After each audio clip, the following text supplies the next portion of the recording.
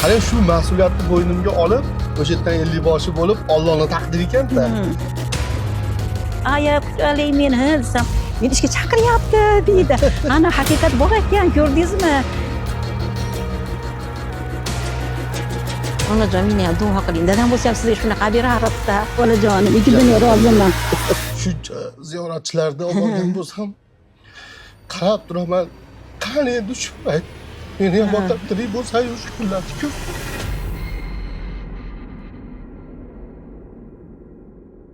Assalomu alaykum. Mana bugun biz tajribali guruh rahbari, hamma yaxshi ko'radigan va siz bilgan Azizbek domlaning oldilariga keldik. Ustoz, siz bilan bugun biz yaqindan tanishmoqchimiz. Risola bilan qanday ish boshlagansiz va o'zingiz haqingizda bizga batafsil ma'lumot bersangiz. Men Andijon viloyati Asaka tumani Qo'ng'irot qishlog'ida 1982-yil tavallud topganman. Asosan biz uzumchilik bilan shug'ullanamiz. Mana ko'rib turganingizdek, mana bog'imiz. Inshaalloh uzumlarimiz har pishgan payti. Savol kelishi mumkin. Bunday dehqonchilik bilan shug'ullangan inson qanday qilib Risola firmasiga borib qolganligim haqida qiziqayotgan bo'lsangiz, inshaalloh bu haqida uyda davom ettiramiz. Ketdik.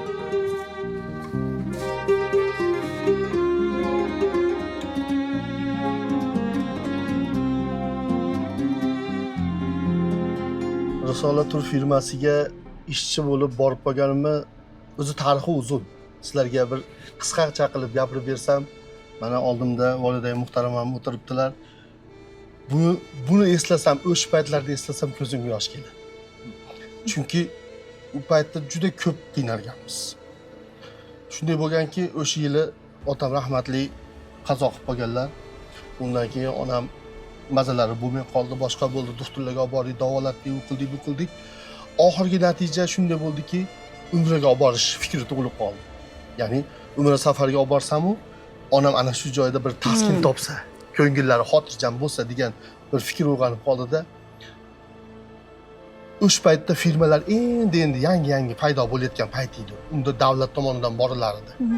O'chirib turib, o'chirib kelganlar borilardi. Shunda biz firmaga dokumentlarimizni olib borib topshirdik. Qarang, Alloh taolo shunday buyuk zot ekanki, o'zini bir bandasiga bir eshikni yopsa, yana 10 ta eshigini ochib qo'yar ekan. Qachon? O'sha yopib qo'ygan eshik uchun chiroyli sabr qilsa. Biz olib borib dokumentlarni topshirgan kunimizdan boshlab qarangki, viza chiqish to'xtab qoldi shu kunda. To'g'rimi ona? Qancha kutdik? 6 oy. 6 oy kutdik. 6 oy sabr qildik. Endi hozirgi odamlarni bu ne'matda sho'ng'ib maza qilib ibodat qilayotganini 6 oy kutdik ona. Ash kutganlarimiz ajr mukofoti 6 oydan keyin qarang, telefon bo'lyapti. Ramazon oyini 2-10 kunliga. 2-10 kunliga borgan. Telefon bo'lyapti. Vizalar chiqdi. Tezda kelinglar. Indinga Toshkent aeroportga borasizlar. Sizlar vizalar chiqdi, umraga borasizlar dedi. Shu bilan yugurilib bordikda, darrov dokumentlarni topshirdik, to'lovlar qildik. Shu bilan umraga ketdik. Ya'ni umraga bordik. Ketayotganimizda ham ajoyib bir voqealar bo'ldiki, biz bilan boradigan mas'ul shaxsni qandaydir bir uylarda bir nimali bo'lib qoldimi, uzrli bo'lib qoldimi, kelmay qoldilar. Shunda Risola tur firmasining rahbari meni chaqirib, ichida yoshi siz ekansiz, 43 kishi edik-a. Unaqa edi. Yosh siz ekansiz, ko'p chet davlatlarga chiqqan ekansiz. Shu jamoani sizga omonat ana shu Madina Munavvaraga samolyotda shunchaki qarab olib borsangiz, u yerda bizni xos ishchi guruh xodimlarimiz kutib oladi, ibodatlarni o'zlari qildiradi. Sizning vazifangiz shu olib borib kelishdi dedi. Qarang, shu mas'uliyatni bo'ynimga olib, o'sha yerdan 50 boshi bo'lib, Allohning taqdiri ekan-da. Billa ketdik, lekin borganimizdan keyin ertaga Risola tur firmasini bizga yaratib qo'ygan sharoitlari tilojiz. Ash paytdagisini aytyapman. Juda bir go'zal ibodat qildik. Madina Munavvarada ham, Makka Mukarramada ham. Alloh nasib qilsa, mana onajonim o'sha paytda Ramazon oylarida duolarini olib, chiroyli ibodatlar qilib keldik. Odamlar, insonlar shunday ekanki, birinchi bo'lib kimni rahbar etib saylasangiz, shunga itoat qilar ekanda. O'sha odamlar borganimizdan keyin ham siz 50 boshimisiz, siz nima desangiz shu bo'ladi deydi. Men hali o'zimizga xos biriktirilgan ishchi guruh xodimdan vazifalar bor deb so'rab olaman-da, ularga aytaman, shu tariqasida umra amallarimizni bajardik, lekin o'ta go'zal bo'ldi. Shu tariqa chiroyli umralarni qilib keldik. Allohga beadad shukrlar bo'lsin. Hammamiz sog' salomat yetib keldik. Hozirgacha ana shu 43 kishi to'planib turamiz. Hozirgacha. Necha yil bo'ldi ona? 19-yil deydi-da. 7 yil bo'ldi, 7 yil bo'ldi. Birinchi borishingiz xizmat qilish nasib Shunaqa bo'lgan. nasib. Saharliklar tarqatish va shunaqa qilishardi-da. Ona ayting bo'ldi. saharliklar. Ha, turinglar saharlik bo'ldi, saharlik deb shunday olib kelib xonamizga tarqatishib, birga xizmat qilganda o'g'il mashina. Keyin ana shu Risola firmasini menga yoqib qolganligi uchun mana shu Andijon viloyatidan kim umraga boraman desa tavsiya Olib qilaman. boraverdi. Olib boraverdim, ashikka olib boraverdim. Hatto qarang, shunchalik ko'p olib boraman, o'zim maktabda ishlayman. Olib boraveraman. Olib borishda ham qanday? Telefon raqamini berib qo'ysam ham mayli ekan. O'zim yetalab ofisga olib boraman Namanganga. Onam Kuygan kunlarim ham bo'ldi-da. Senga nima ishdan qolib, o'zini mashinasi borib kelaverdi, adresni beraversam qo'ying, savob bo'ladi-da deydi. Olib borib kelaverdi. qo'ying ona, savob bo'ladi, otamga bir anaqa savoblar tegsa degan maqsad bilan qarang, ziyoratchilardan 1 so'm umidvorsiz. Haligi lillah xolis. Olib boraverdim, 4 yil olib bordim. Tushunasizmi? 4 yil odob toshirdim. 4 yil. Xolis. Qarang. Alloh bir yuzim yoriq qilganmi yoki Risola guruhidagi ish xodimlar ko'p borganligimdanmi, xolis xizmat qilayotganligim uchunmi bir kun telefon qo'ng'iroq bo'lib qoldi. Ya'ni Risola tur firmasidan, o'zim bog'da yurgan paytim edi. Shu uyda tomorqasi ish qilayotdi. Men o'sirda o'tirgandim. Men bolasi o'qishga keladiganida imtihon o'tadigan telefon qilib qoldi. Aya, suyunchi bering dedi. O'ling o'qishga o'tdimi desam, "Va yo'q, hozir boraman." Shu ishni aya kuchalik meni desam, "Men ishga chaqiryapti" deydi. Ana haqiqat bor ekan, ko'rdingizmi? deb suyunib keldi-da. O'shda qilib ikkinchi marta o'sha chaqirishda borsam 50 bosh yo'l borib kelasiz dedi.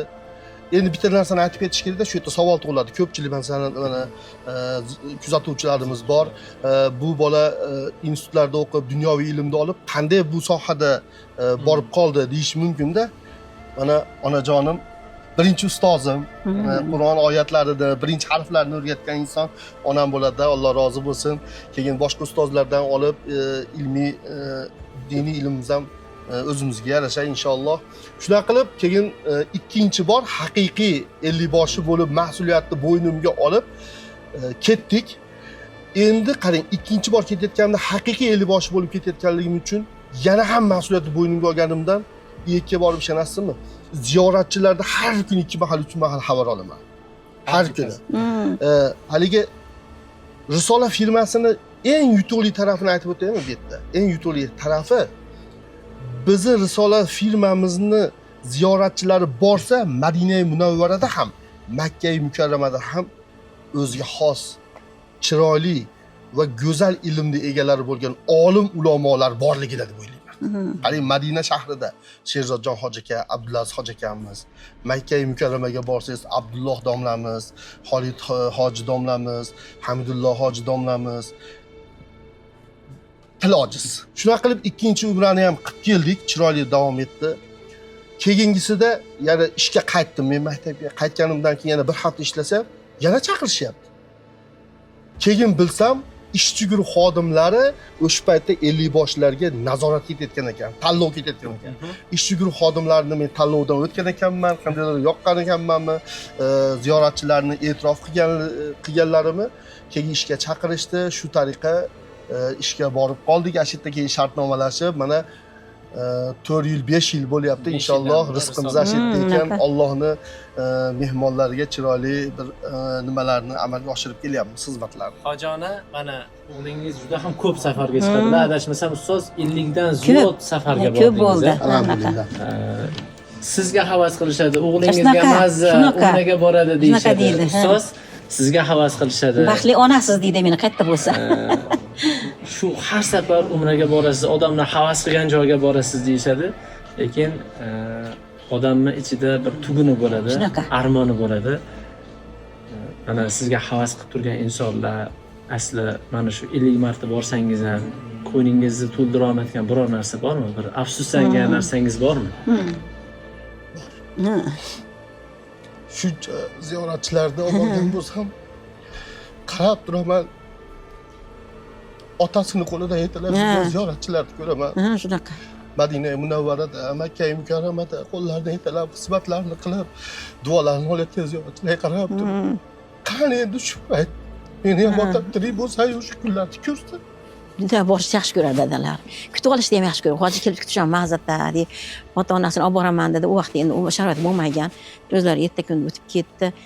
Boradi, yig'laydida shu yerda. Biz birinchi borganimizda shu Uhud tog'ani oldida ketsak, orqamdan kelyapti. Endi hamma er-xotin iron ketyapti-da. Men ham havas qilib ularga ana qilib ketaysam, "Onajon" deydi bunday qilsam, qarasam to'xtab turib, shu o'zingni taqib turib, "Onajon, meni ham duo qiling. Dadam bo'lsa ham sizga shunaqa berardi-da" deb shunaqa yig'lab turib quchoqlab, "Voy, siz hamma har doim duomdasan, bolam. Alloh rozi bo'lsin sendan" deb o'sha duo qilib keldi. Endi bir kam dunyo bo'lar ekanda. Endi oxiratlar obod bo'lsin. Mana qancha umralarda borib ana qilyapti, duolar qilyapmiz. Nechta odam duo qilyapti. Otangizga rahmat, onangizga rahmat deb. Ruhlar shod bo'lib turgandir axir. 81-yil to'yimiz bo'lganda endi. 58 ga kirib o'tdilar. Bir 38 yil qanaqa bo'ldi-da. Butun Risola jamoasi nomidan va bizni kuzatib turgan domlamizni havas qilib yuradigan insonlar nomidan Ilohim. katta rahmat aytmoqchimiz. Alloh rozi bo'lsin. Alloh rozi bo'lsin. Juda go'zal tarbiya bergansiz. Inshaalloh. Ustozni borib kelgan ziyoratchilarning barchasi doim rahmat aytishadi. Doim xursand bo'lib kelishadi. Biz ustozni shuning uchun ham yaxshi ko'ramiz. Alloh barchamizdan rozi bo'lsin. Ilohim, tan jonlaringiz sog' bo'lsin. Rahmat Risola uchun shunaqa xodim yetqizib berganingiz uchun. Inshaalloh. Alloh rozi bo'lsin sizlardan. Tan jonlaringiz Sog' sog' bo'lsin bo'lsin. onam. Alloh rozi bo'lsin sendan. Bolajonim, ikki dunyo roziman. Ikki dunyo roziman sendan bolam. Endi bizga bir duo qiling. Bismillahirrohmanirrohim. Parvardigoro, o'zingga bead hamd va sano shukrlarimiz bo'lsin. Payg'ambar Muhammad sallallohu alayhi vasallamga nur va salovatlarimiz bardavom bo'lsin. Bizlarni yorug' dunyoda azim mukarram qilib yaratding, huzuringda azim mukarram qilib. Shunday ulug' ne'matlar beryapsan. Hammasini shukronasini qilamiz Allohim. Shunday mana o'zingning baytingga takror bo'ldi. Yana borishni Alloh nasib ro'zi aylasin. Sizlarga ham tan joylaringiz sog' bo'lsin. Hammaga men aytaman, o'g'lim uchun maqtayotganim Rasululloh turib firmasini. O'g'lim sizdan boshqalarni ham maqtaytamanki, boshqa yurtmalar ham billa olib yuradigan yo'lboshchilar rosa ham yaxshi ekan. Shundan boringlar. Men o'g'lim uchun maqtamayapman. Boringlar, mazza qilasizlar. Hammani borganlar kam bo'lmaydi u firmadan borganlar. Alloh sizlarga ham omadlaringizni bersin, tan joylaringiz sog' bo'lsin, martabalar ulug' bo'lsin.